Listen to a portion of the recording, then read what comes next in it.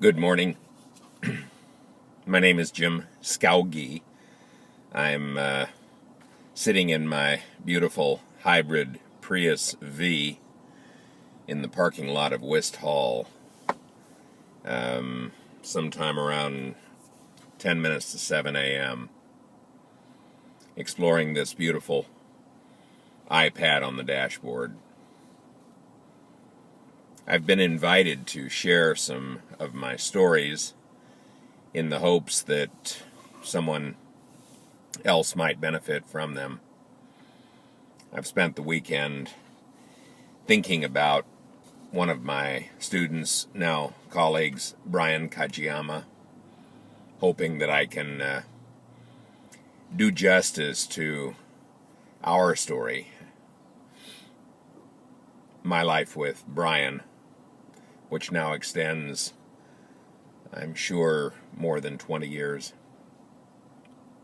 But let me rewind for a minute. I arrived in Hawaii in 1992, something like 21 years ago. I had been a professor at the California State University in Bakersfield for some 8 years. That was my first job in higher education.